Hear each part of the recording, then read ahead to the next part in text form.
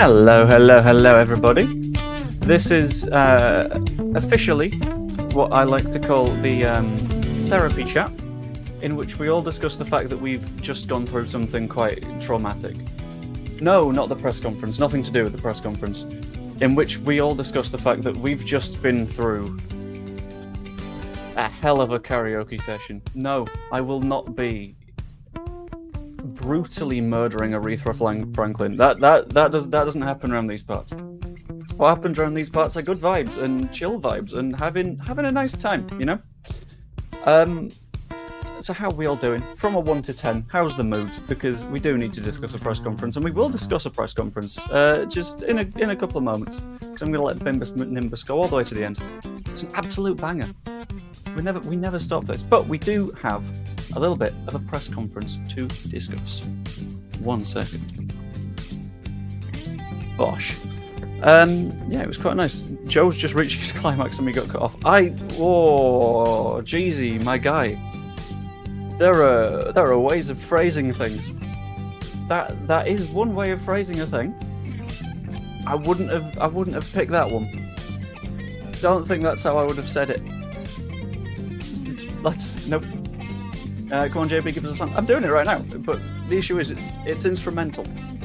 Come on, we're a little bit better than that. Just Joe Unplugged. Is that what we're calling this? It's just Joe, but life support's gone, and hence you're on this channel.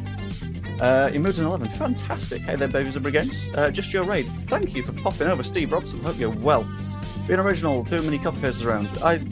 No one else pops out the Bimbus Nimbus like this. It's fantastic. No, sing, JB, sing.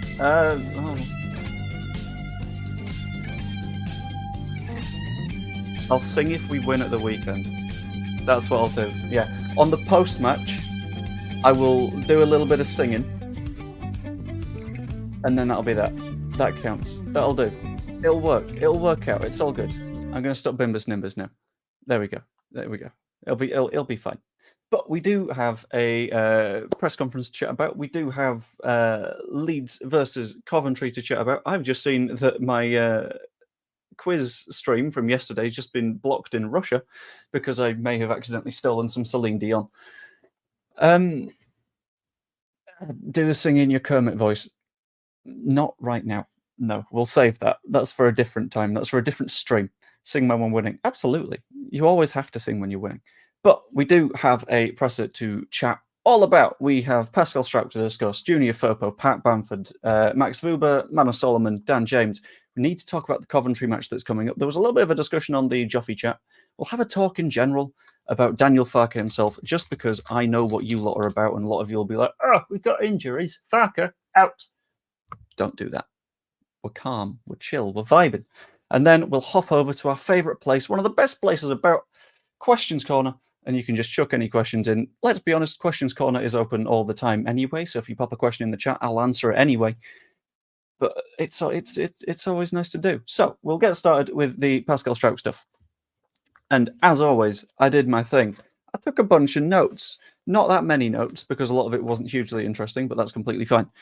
We have on Pascal Strouk. He has a slight issue with his adductor. Now, if I remember right, I'm going to try and show you what a hip adductor is, because that's a thing that I've had a genuine ongoing issue with. I have been told by a doctor that I have an issue with my hip adductors, which is really, really, really nice, because it's like, oh, I understand what these injuries are now. So, hip adductor is... 1 second, need to turn a light on.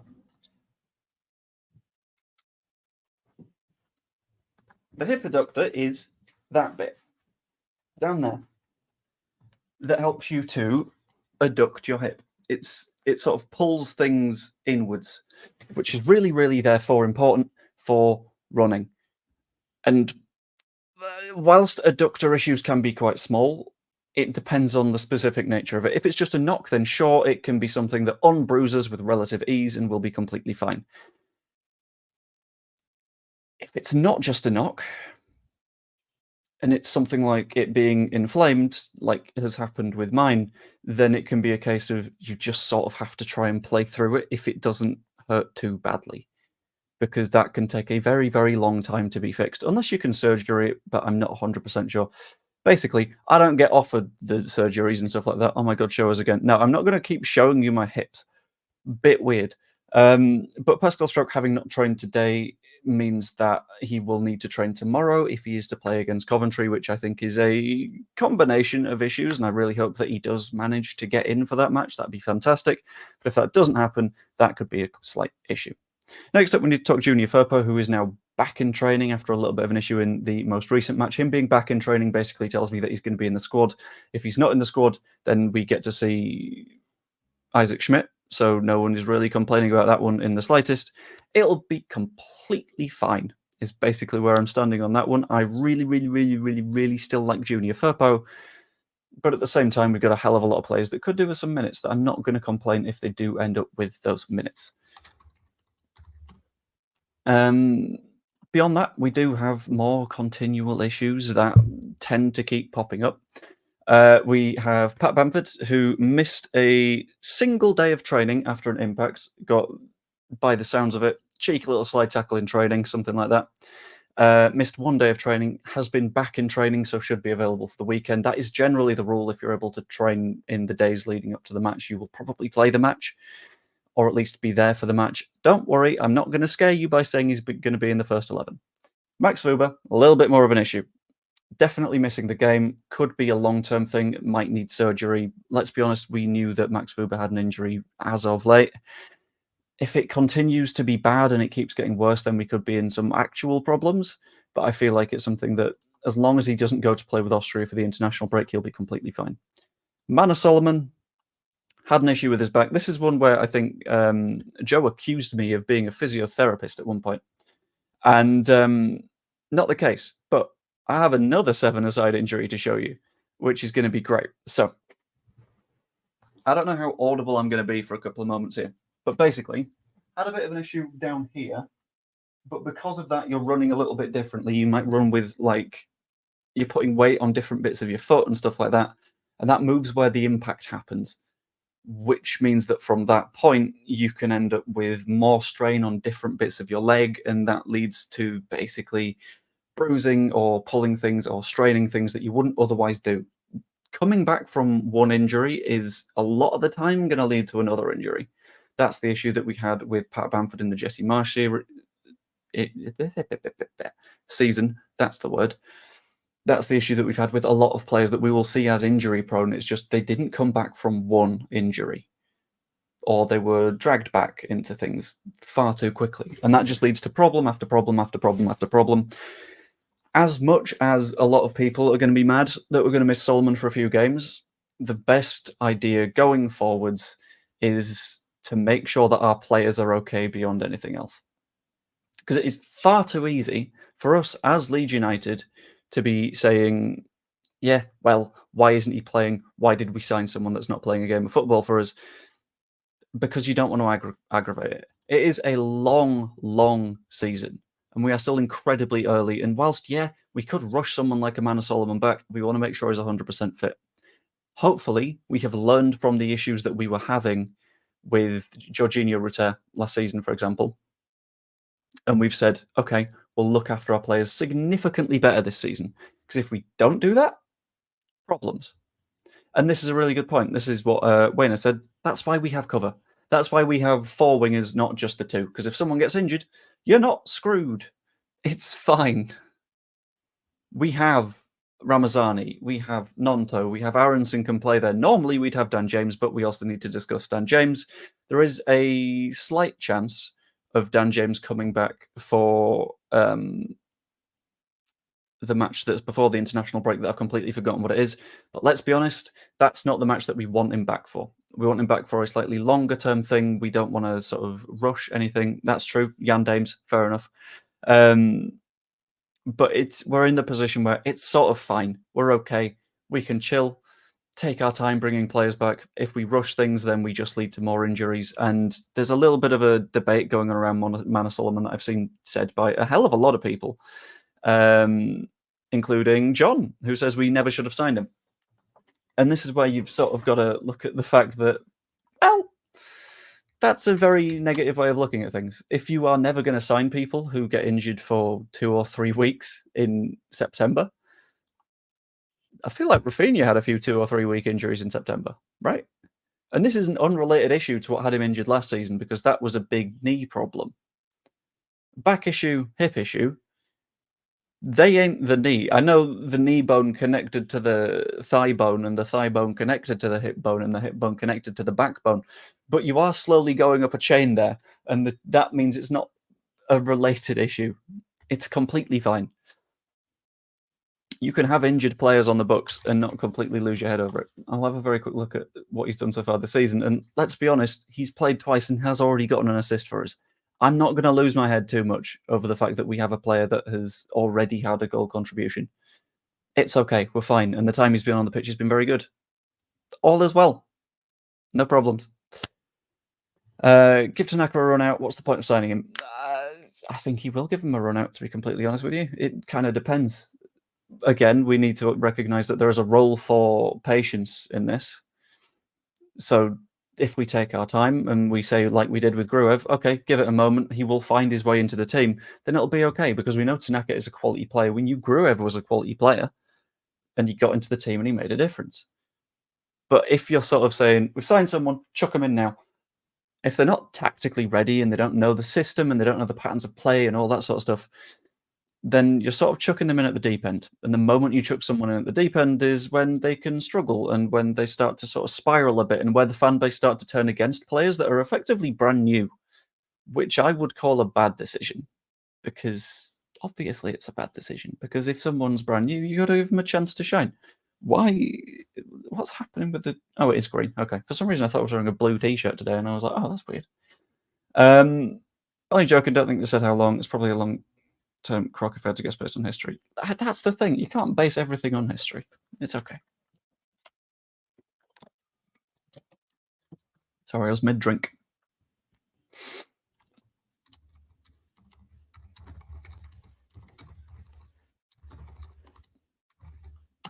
Cool. It was injured for a full season. Look at Bamford. Once it starts, it's hard to come back from. Is it necessarily? Not hugely, because you also need to consider the fact that he wasn't going to force his way into that Spurs side anyway.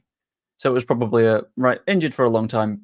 I think sort of keep him on the sidelines for a bit to make sure that he doesn't get injured, and then he can get his speed back up all over again.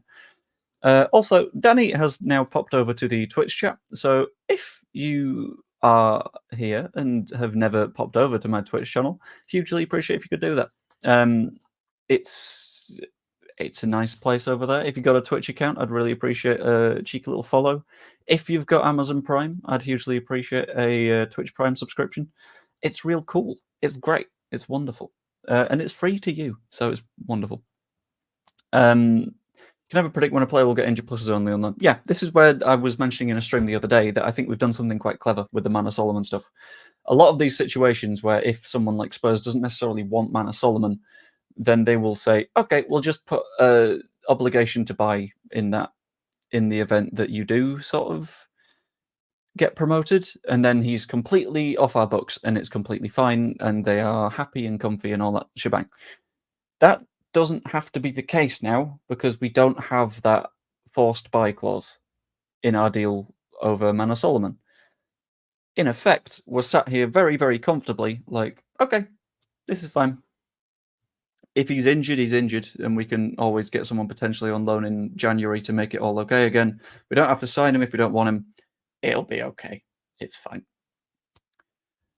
Tanaka's had a lot of travelling to do in such a short time while signing for Leeds, which means he'll struggle slightly with fatigue and also has less time in training with the team to bond and learn.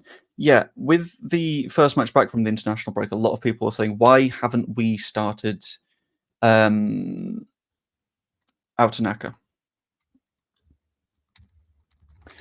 And I think the sort of response to that is, well, we signed him and then we had a match the next day, and then he had to fly to Japan, and then he had to fly back from Japan, and then he trained for a day, and then we had a game.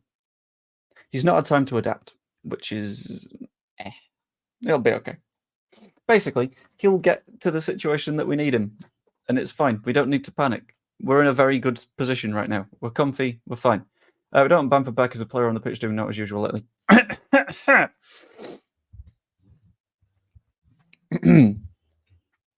Just got to... Hello, ladies and gentlemen. Welcome back to the Stats Bitch show, in which we talk about some random statistics that back up a point. These statistics will be... I've got something in my eye. These are statistics that are very much cherry-picked, but they back up my point very, very nicely.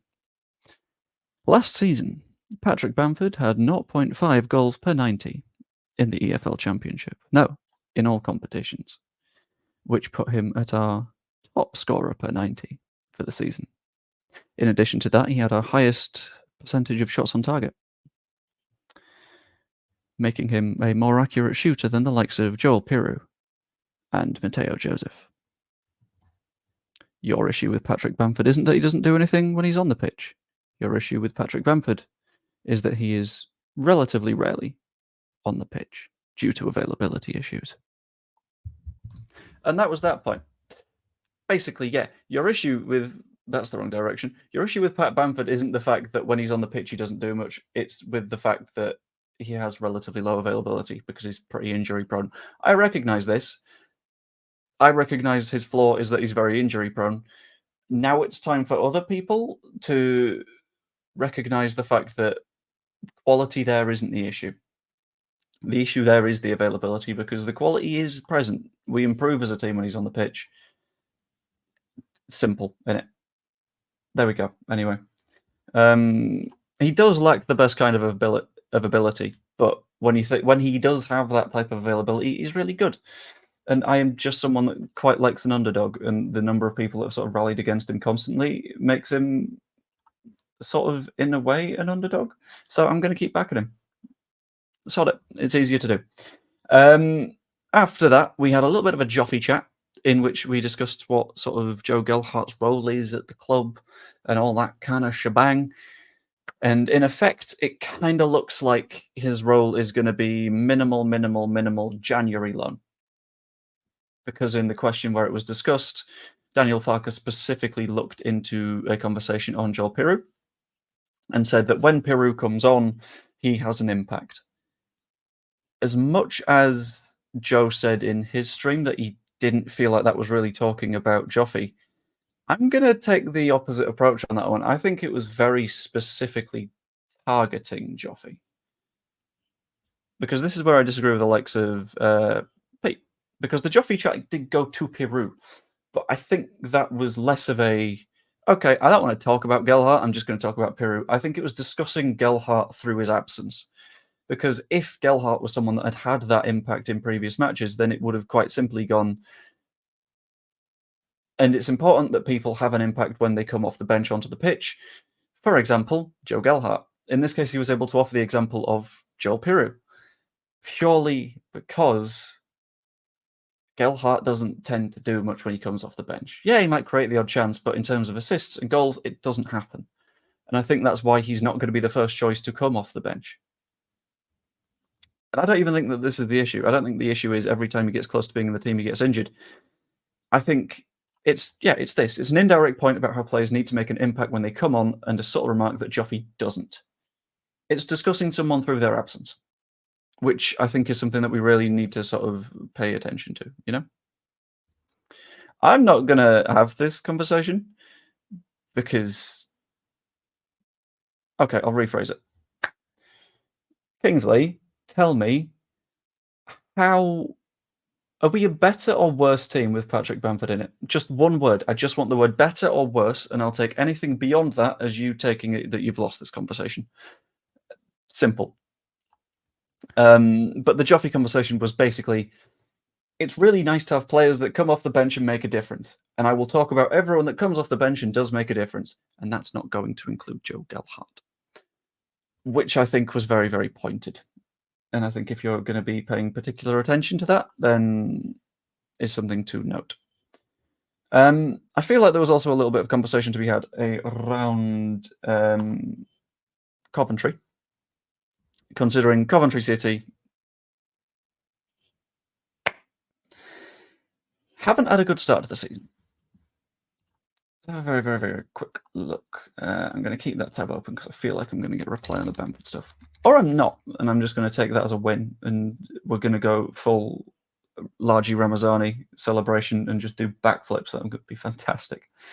But yeah, Coventry's current position is they have 5 points in the league so far. They've won once, they've drawn twice. In terms of chance creation, they're not the worst, to be completely honest with you. They have created more chances this season so far than Sunderland. In terms of defensive stuff, they're also not the worst. They've got 7th place on the XG chart for defensive chances created or not created, basically. We're the best at that because we've conceded 3.3. They've conceded 5.4. For context, West Brom, who are currently top of the league, 5.3. And they've created nearly as many chances as West Brom. The issue with Coventry at the minute is they are not converting their chances to score, and they are conceding more chances than they should. So that's something that we need to be really aware of. They are a team that knows what they are doing and will have a game plan and will do it effectively. Just their strikers aren't on it at the minute, which is something that we'll need to pay a lot of attention to. Because if those strikers are on it, we need to shut them up firmly.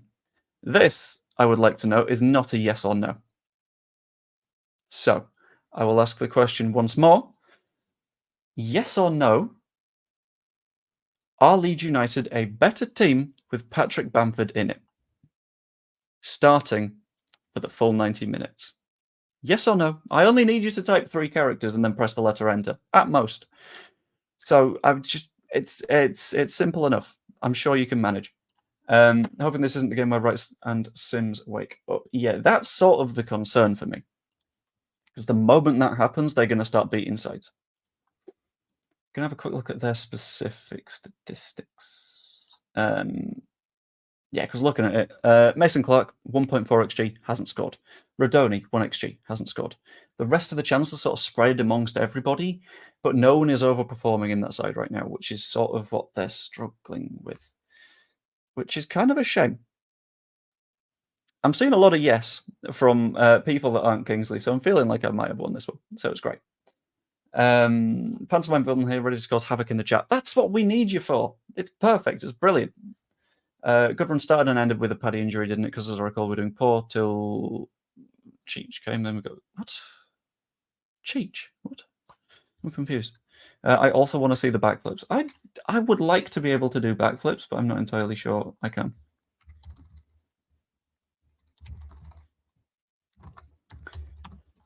We have a few yeses. We have yes, Wayne Dawson. Yes, Steve Robson.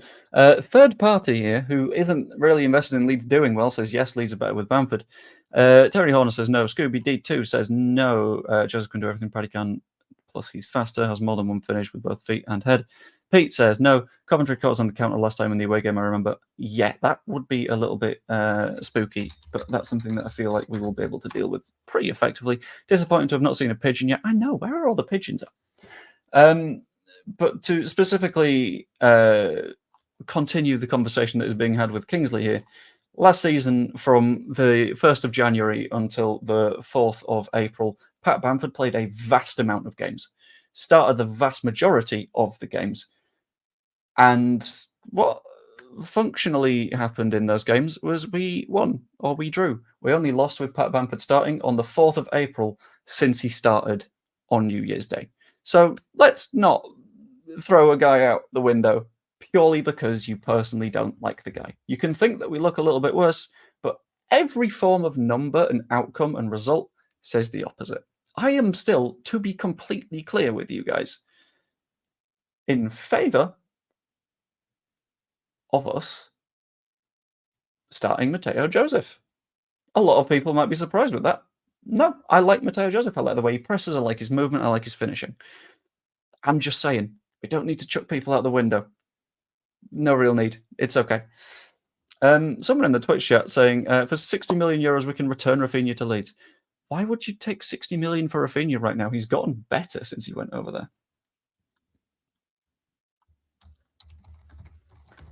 Like, hasn't he scored 6 and gotten like 5 assists in 7 or something stupid like that? He's insanely good.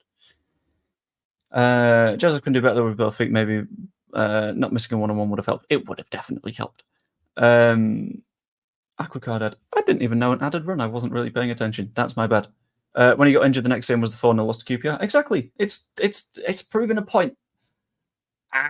It's great. This is what I'm saying, though. Ability is fantastic. If he's available, people shouldn't be saying, get in the bin. People shouldn't complain if he's... Oh, I don't. It strikes me as... Where's the book? I have a book that is perfect for this.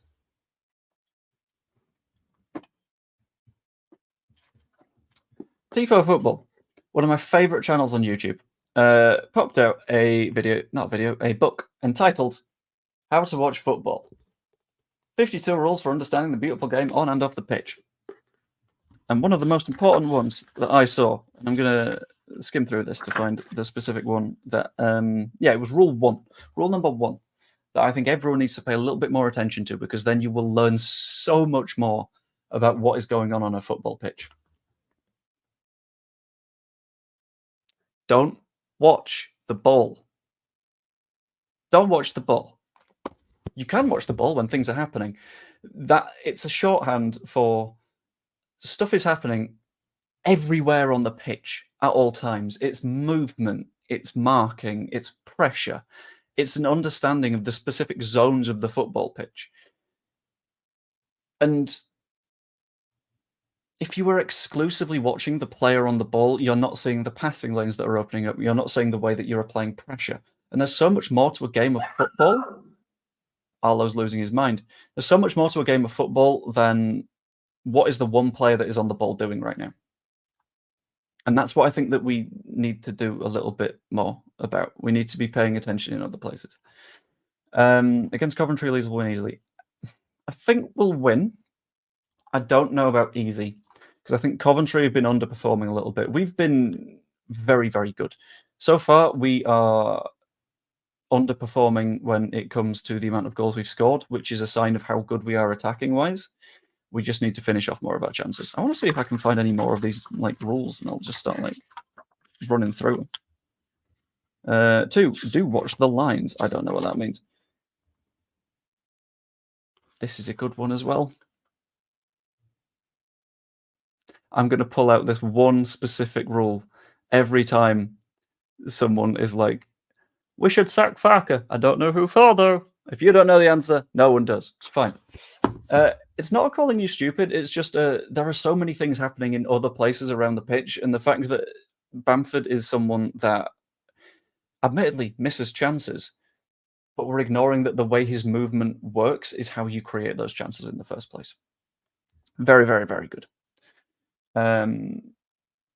You've gone 1-1 Saturday with Coventry scoring first. I disagree, I think, to be completely honest with you. This season, Joseph has played 6 games and scored 1 goal, not really an outstanding statistic. But that's the thing. The question is, how does it work as part of the wider unit? Again, you can look at just the goal scored stats. You don't just need the goal scored stats. You need all of the rest of it, because then you've got a cohesive unit that sticks together, and if you're trying to create chances and a defence tries to pull it apart, Joseph is the fingers, is what I'm going to go with. And he connects the 2 wings and makes sure that everything makes a little bit of sense. Aronson is also the fingers, I guess. But every single player in that front line is important. And if that front line is working effectively right now, sod it. Don't change a thing, because it's fine. But what I'm going to do is I'm going to bring us over to one of our favourite places, the place that we all want to go, the place of magic and fun and good times. I'm going to head us on over to Questions Corner, in which you guys chuck any questions that you might have in the chat, and I will do my best to answer them in any way, shape, or form. Hello, Holy Ghost. Big up, what it be in it. I'm such a youth. Hope Leeds return quickly to the Premier. Thank you very much, Quijotada, I think. Is that how I'm pronouncing that? I don't know. On this one, no comment. Because I know what happens when I comment. Who set the Ramazzani goal? Do you even know? I suggest you watch it. He's developed a nice habit of doing it. No, I know that was Matteo Joseph. I've not said anything against Matteo Joseph at any point. It was Matteo nodding it on and doing a little bit of hold-up stuff. I said Can you do this question in your Kermit voice, please? Kermit the Frog? Yeah? I can answer that question in the Kermit voice. Yeah? Where are we in the Aronson redemption arc? Salvation achieved. I think he's en route. I think he's firmly en route. I'm going to run a poll on that one, actually, I think. Let's ask the question, shall we? Aronson redemption arc. He is redeemed. He's on the way. Long way to go. Or is he, in your eyes, irredeemable? Irredeemable. Oh, he's not for me. Like I would go. He's en route. He's heading towards redemption because he's a good dude, you know.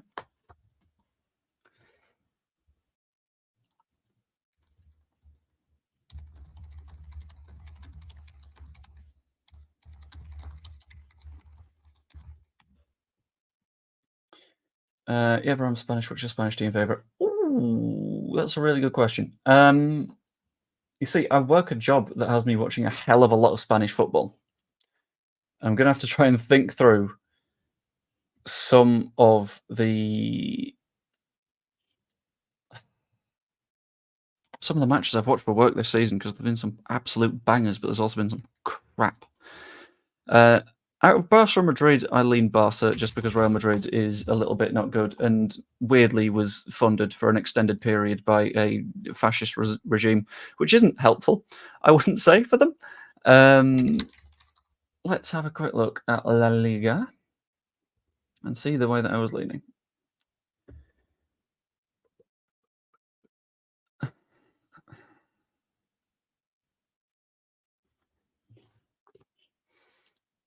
Was that the match? It might have been the match.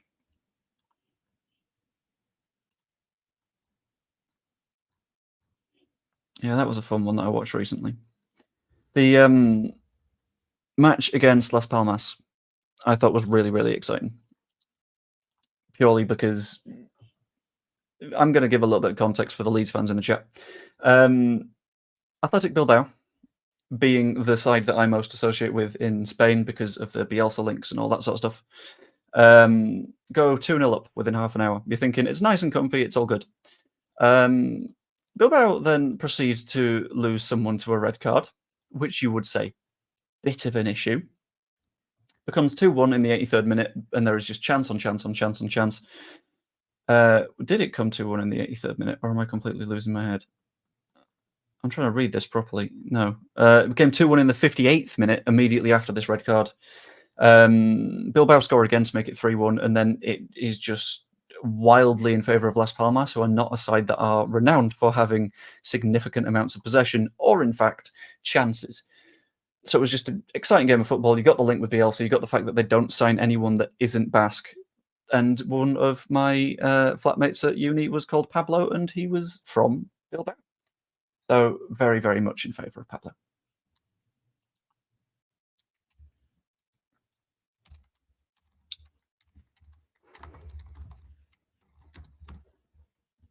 For me, not Perez's last goal done before that Purple Pasta was all about Joseph. Really, yeah, Joseph is also really good at. You can tell that he's been learning a lot from Bamford, and I got telling off from another content creator at one point for saying that a lot of what Bamford is doing, he is teaching Mateo Joseph, and they were like, "What do you mean? We've got no proof of that." And it's like, well, he's clearly adopting the same style. He's the same style of centre forward. There's a clear mentoring thing going on here, and Daniel Farke has mentioned this. But yeah, I'm still in the spot where Mateo starts for me consistently because he's really, really, really, really good. But it's fine. James is still injured, which is a little bit sad to answer GZH's question. Girona were a lot of fun last season. They were, but all of Girona's success is a little bit hurt for me by the fact that they are owned by effectively Man City. It's a feeder club.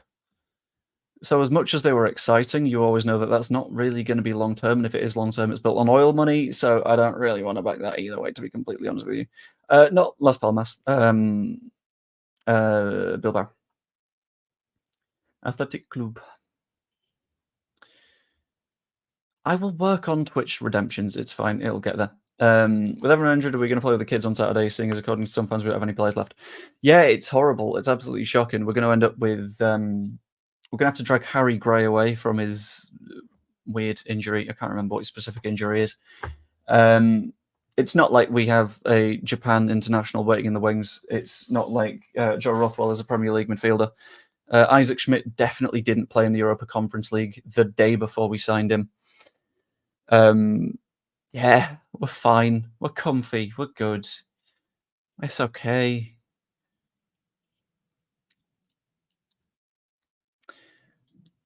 Is that why you can't score because Bamford taught him? Oh, remember last season when everyone was saying that Mateo Joseph is such a good finisher when at the same time he was still learning from the same guy? What's your take on the Basque-only aspect of Bilbao? Is it cool quirk or discriminatory? I think it's just a cool quirk. It's not like it doesn't come from a place of like hate in any way. It's as far as I can tell, at the very least, it comes from a place of wanting to retain that club identity, and I kind of like that. I appreciate that. It's a hark back to your own culture and identity and history and who that club is. To say, look, we will just have a really, really strong academy, and it'll be great. And I don't think you can complain at that, to be completely honest. And it's not like it's coming from a place of like racial hate or anything either, because like, oh no, racist club, but also Kepa at the same time as Inaki and Nico Williams. Madness, nonsense. Don't like it because it was a restrictive club. How do you mean a restrictive club? I'm not too sure. But as always, by the way, guys, questions corner is wide open. We are discussing any questions that you might potentially have. And if you've got anything, go for it. And it includes weird stuff like asking me to do a Kermit the Frog voice, which I am allowed to say no to. Only plays ball in basket. Yeah, but I kind of like that.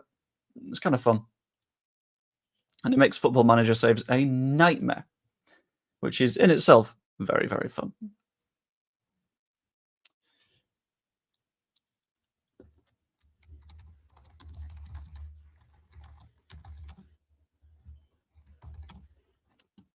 Cheech and Chong Cheech. That's just a lot of words. Like Chivas and Mexico, only Mexican nationals, though it's been stretched with K. Cowell, who is American of partial Mexican descent. I kind of understand it. That one's not happening in this stream. That can happen in your stream. It's not happening in my stream. Because it's quite rare that my streams go reasonably well.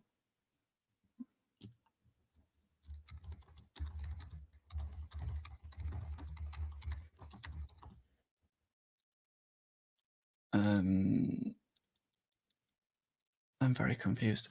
Anyway, outside of that, what happened in the press conference? There's a little bit of talk about Daniel Farke and who he's friends with in the managerial space, but I think that's completely normal. A lot of people are like, that's a weird question. It's like, well, we've not really had much news to ask the questions on. Like, sure, you can ask him stuff about what's been going on with the stadium stuff, but that's not going to make a difference. Because that's not his job. That's not what he does. That's not his remit. Outside the conversation. You caused chaos in mine, rude. Yeah, but yours was already a little bit chaos, and you did say that you were going to do more streaming and recording in the Discord. So I was like, you know what, I'll start that a little bit early. Is it difficult to get a ticket to see a Leeds match at Elland Road? It's not easy. One of the ways, for example, that I have recently employed for a little bit of upcoming video content is through contacting like the media department, because I know that it will be very, very, very, very, very, very, very tough to go beyond sort of the existing memberships that I have. Like, I knew that it wouldn't be easy to buy 3 tickets when I've got 2 memberships, or at least 2 memberships available, which is a nightmare. So it includes like having to talk to people and stuff. So it's doable. It's not simple. in the slightest. Plus, I live in Blackpool, so for me, it's a whole ass thing that you need to plan like a couple of days over in Leeds. Nightmare. But it's a fun nightmare, you know? It's great. Anyway, we'll head back over to Questiony Corner, see what we come up with. I'm also going to check our good friend News Now and see if anything new has been popping out.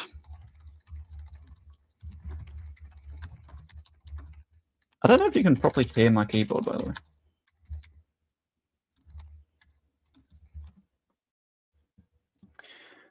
Surgery suggested for Leeds man after recent injury setback. I think that was the Buba thing. Vital Leeds starter missed training today. Missed 6 setbacks. That would be Pascal.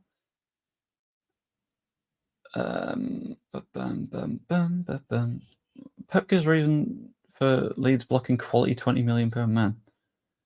Oh, McAtee. I don't know. It was very weird that we went McAtee with. Can hear it, but it doesn't sound as aggressive anymore. That's less fun. Ah, well.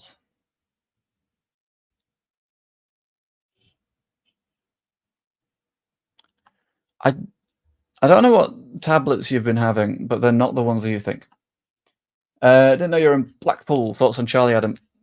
It's fine, I guess. I don't have really strong opinions on him. I very, very rarely watch any Blackpool games because it's not the team I support, having been born in Leeds and raised in Leeds and stayed in Leeds. Yeah. Can hear it doesn't sound as aggressive. Will you be vlogging with Crystal at the Watford game? So, trying to put some plans together. And this is why I'm going to do a follow-up question, which is going to be a question to you guys. What would you say is a big part of your match day tradition? What is something that you do every single time you go to a Leeds United game?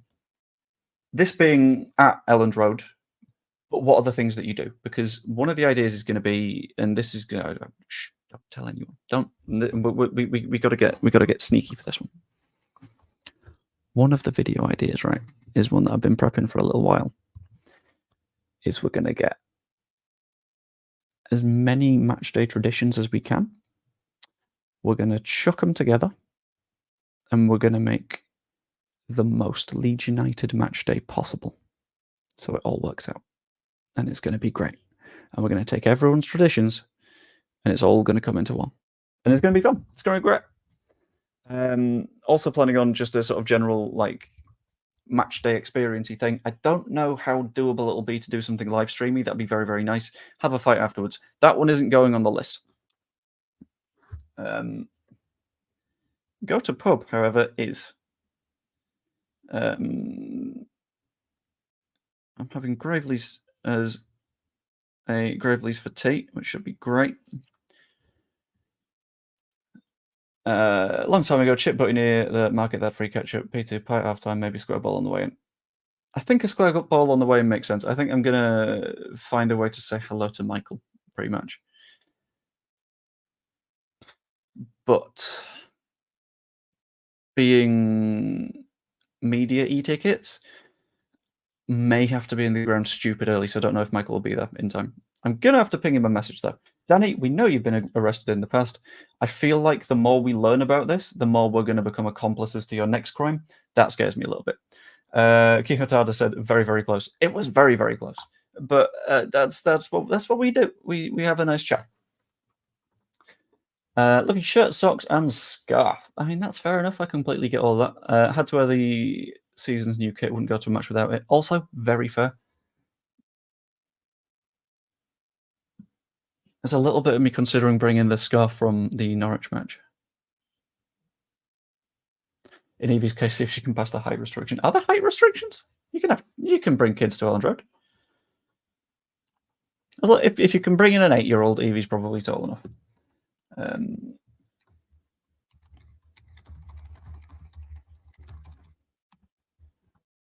Cannot keep my concentration at the minute, which is a little bit of a problem. I have had my ADHD meds, which is fun.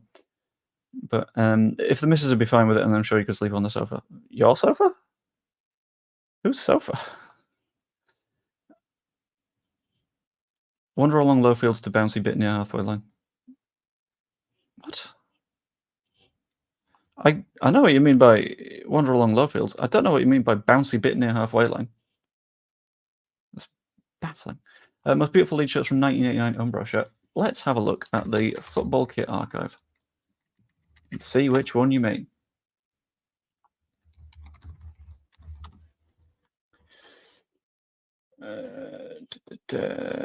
'89. Let's have a scroll.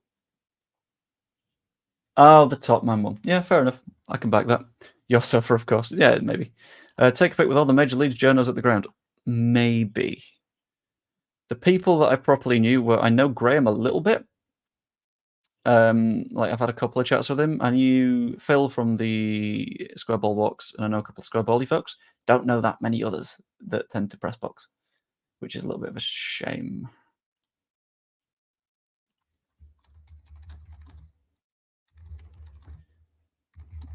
Because they're nice guys. They're great. It's cool. Your sofa, of course. I mean, my parents do still live in Leeds, which makes it easier. Popey. I've never had a chat with Popey. I may do so.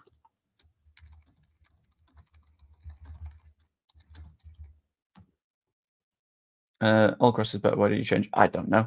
Wherever you are, except West Stand, always find bounce bit. Sometimes bounce it. What? That's just words.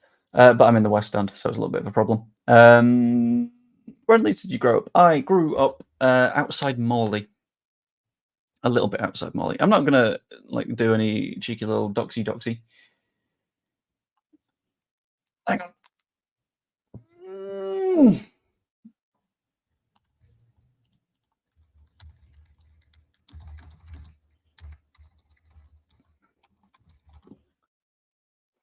But yeah, just near Morley is what I'll say. And then for some reason the Yorkshire accent disappeared, but it's fine. We didn't. FA Cup hasn't gotten to us yet. We play our first FA Cup match in January. I think maybe like the 8th. I'm not entirely certain.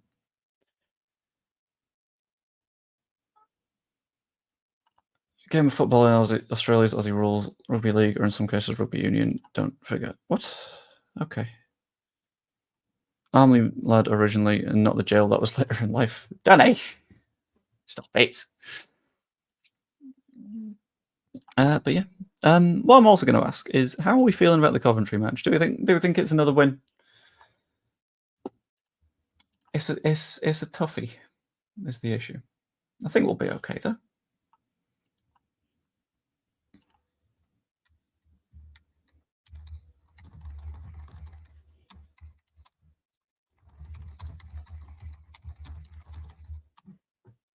Cough on here. We have an injury crisis of our own, which is partially to blame for this form. That makes sense. I think, but your biggest issue is not injuries.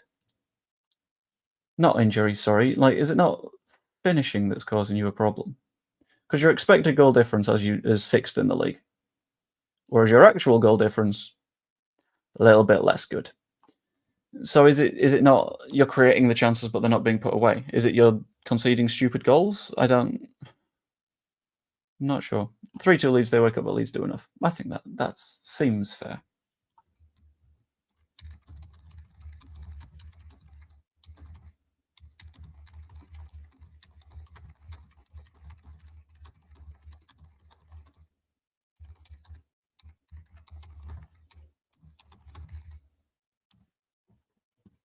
Leeds win 2-1. That would be fantastic. Had Coventry finishing second, they started slow last year. It'll be a tight game. I hope it won't be. I hope that we're one of the lucky sides here. Hello. This isn't Discord. What are you doing around these parts?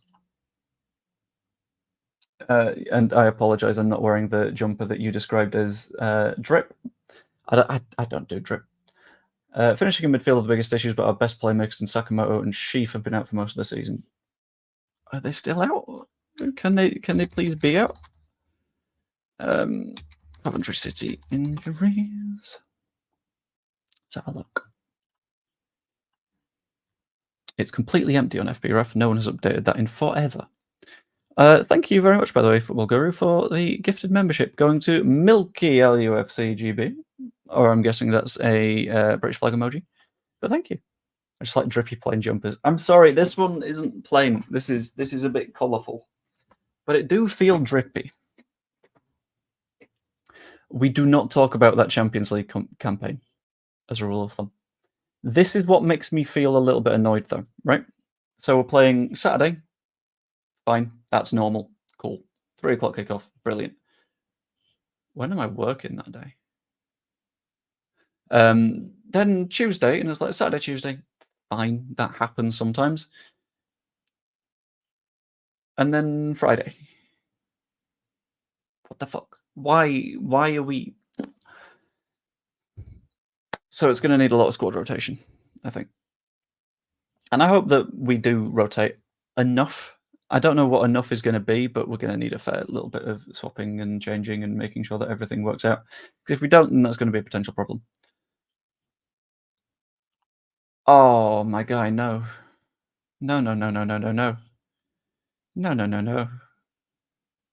Where is the Colin Farrell jumper? It's in the other room. Is it Colin Farrell? Is that his name? I love that I'm finding out his name by searching Colin Firth, not Colin Farrell. Yeah, I found out his name by Googling the Love Actually cast. Because Love Actually, perfect film. Wonderful. For me, Bamford starts one of the games. That is one of the more controversial takes we'll have had for quite some time. I've just finished the poll on Brendan Aronson. Apparently, a few people think he's got a long way to go. Who is that, and why is that? I think he's probably fine enough. Like, I don't think he's got a long way to go. I think he's on track.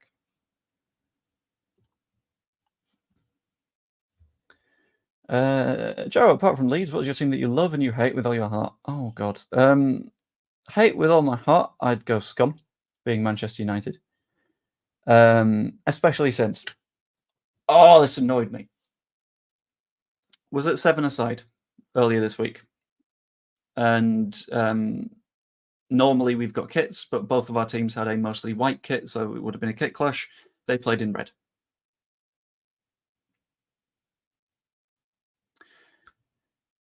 One little shit. One tiny, tiny rat boy shows up. And he's too good for this league, right? It's specifically a league for people that aren't necessarily good at football, right? And this guy, first thing he does on the pitch, to emphasize that this is a short dude, yeah? I go up to chest the ball, jump up a little bit, and he shoulder barges me in the cock. Spends the rest of the match trying to get on my tits, to the point that he just, at one point, just fucking shoves me to the ground, nowhere near the ball. And you want to know the beautiful thing? Not only did I score a goal, but we won 5-4 when they were leading 4-1. Yes! Get in, little bastard. Oh, incredible. Hilarious.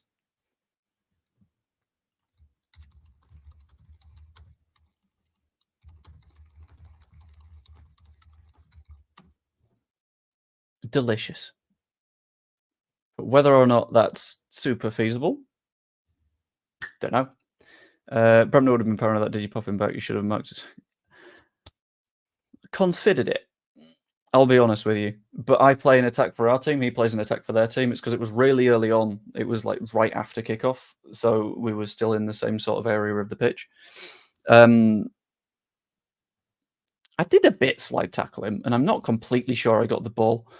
And this was shortly after the push.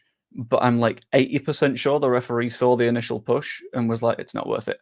And then he saw my slide tackle and was like, it's a bit 50-50. Which helped. It helped the cause. All good. All fine. And it all worked out in the end. That's a point. I need to check what that league's looking like now. Because we were top of the league after week 1. On goals scored, I think. We might still be there after week 2. You bastard.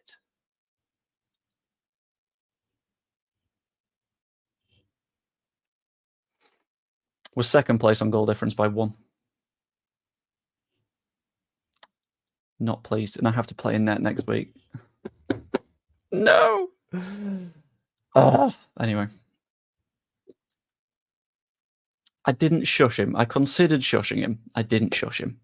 Purely because there were like 5 minutes left of the match, and I was like, I don't want to rile anyone up because this could go bad again. It didn't, but it could have, and that's fine. Is Farke ever going to give Tanaka a start? He shows that he deserves a placement. Right, okay, right. This is where we need to have a little bit of a talk about expectations. Tanaka, right? I'm going to take a quick look at the Leeds United side. Okay. Came in on, I think, a little bit before deadline day. Fine. Great. Which meant that he was here in time for Hull City. At which point, he played 5 minutes. Then, played against Burnley. I watched very little of the Burnley match because of reasons I've explained on the channel. Don't want to explain again because it makes me sad. Played about 5 minutes. Between these games, he's had 1 or 2 days of training with the club. The next game, against Cardiff, we win 2-0. Very, very comfortable. He's been here for a very limited amount of time, for 3 games. If you were of the opinion that he would never get a place in the starting 11, then surely he wouldn't be getting these minutes either. But that's not what's happening here. What's happening is he's slowly being introduced to the squad. He's slowly going to work his way in, like you should with any signing. Like, think back to the Bielsa days when we were completely happy with our policy on this, in which we wouldn't start someone until they'd been here for weeks and gotten up to the right fitness levels, and they wouldn't get a minute. Give it time. He'll get into the squad. It will be fine. It's just not going to be instantaneous, and it doesn't need to be instantaneous because we're fine. We're okay. We're good. On this one, I'm going to say he's very, very likely not. Purely because if surgery is being discussed, then it's going to be a thing where that's absolutely not going to be wise. It's going to have to be a case of like look after it, make sure that you are not injured, because at the end of the day, if he's consistently injured for his club and he wants to get played for Austria, then he's going to have to get fit again. You know. Yeah, Grove did the same. Didn't get a full start till January, and then we did quite well. Let's see why tonight can't get 30 minutes as a sub in the Brendan role. Put on for Willie and put Brendan on the right. I mean, maybe that happens. Maybe it does. But keep in mind, he's been at the club for 3 matches and has played in all 3 of those matches. He's not exactly being Joe Gell-hearted. It's fine. But either way, I was going to stream for about an hour. I've currently been streaming for 58 minutes. Yeah, what I'm going to do is I'm going to pop us back over at Questions Corner. The first question or 2 that I see, I will answer, and then I believe we will ping it back over to calling it there for the stream. Because I am tired. And I would not necessarily like a nap, but I would like to play some fun little games. Maybe about War Thunder. I'm not decided. Yeah, I imagine this will be the case. If he is actually injured, then it'll be fine.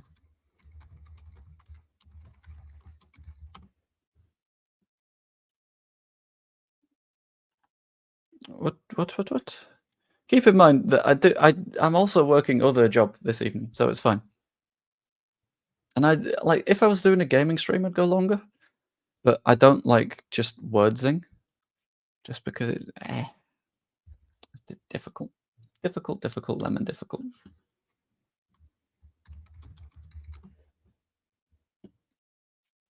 I'll get a chance just like Grove did. Yeah, and that's okay. Wait for good things. We don't need the instant gratification. And if you do, you need to get off TikTok for a little bit and live in the world and experience things. Experience fun things. And see how it goes.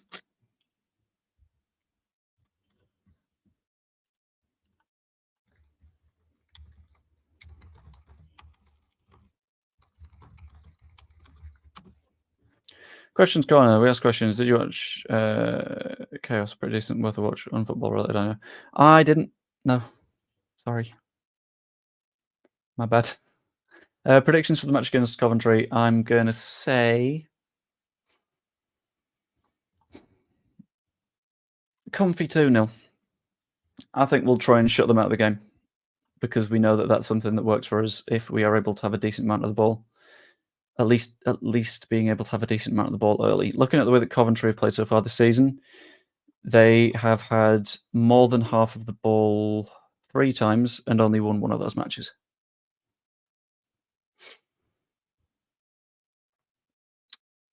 They have also had less than half of possession in their last 4, and from that they've got a single point.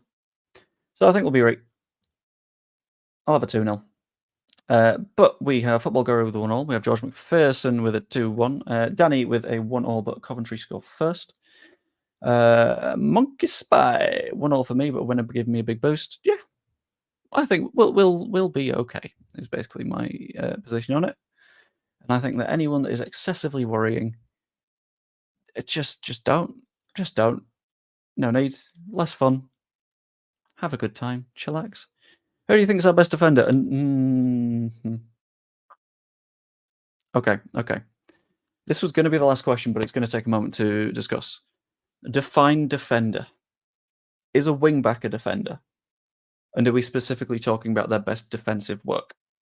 Or are we talking about them as an overall footballer? Because if we're talking our best player that is on paper defensive, I'm taking Junior Firpo. But if we're taking them on their defensive output, I'm taking Pascal Struijk. Because you can visibly tell that Pascal Struijk has made a difference to the way that we've been playing this season. Very, very, very useful. If you have to define defender, then to be honest, forget it. I mean, what? No, it's a fair question. Is a left wing back considered a defender in modern version of football? In the Bielsa days, would you have considered Calvin Phillips a defender? Because he did a lot of defensive work. He was part of him, Coops, Struijk, I guess, sometimes, trio that sat further back. He played as a halfback. But by definition, half of a defender.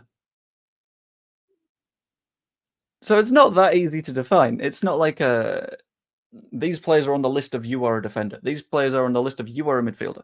Like, is Willie Gnonto a midfielder? Or is he a forward? How about Brendan Aronson? Is he a midfielder? He's an attacking midfielder. Does that count? What if Brendan Aronson goes out to play on the wing? Is he then a forward? These are fair questions. Jorginho Rutter. Was he a midfielder? Was he a forward? Because he would be absolutely everywhere. What's Joel Piroe?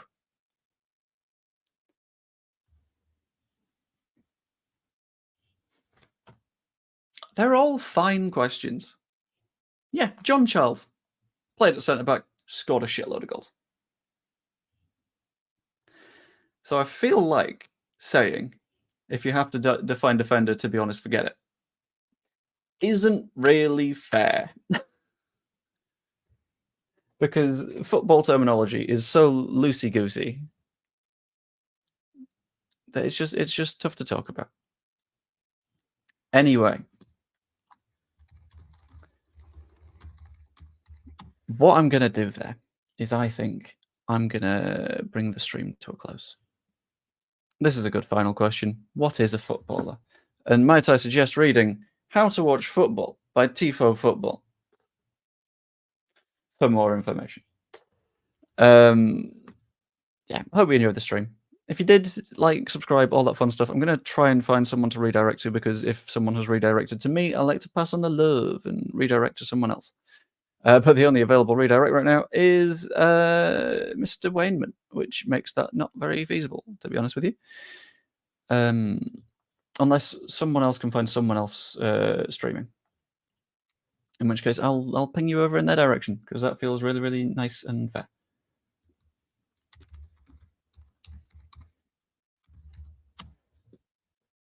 But I'm trying to find someone that's live, and I'm struggling at the moment.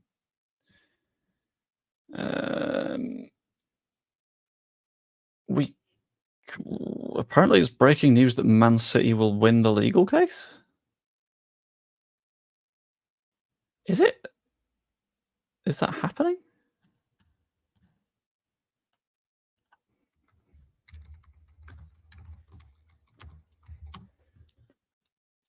On this one, you can start to flex that the moment you have a stream that hits 24 hours. Having done 2 of those, ha ha ha ha ha ha ha ha ha.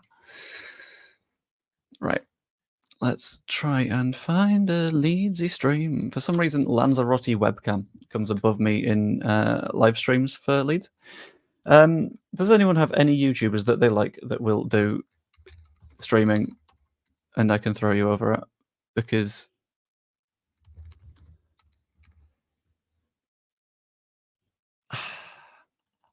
otherwise, it ain't having it.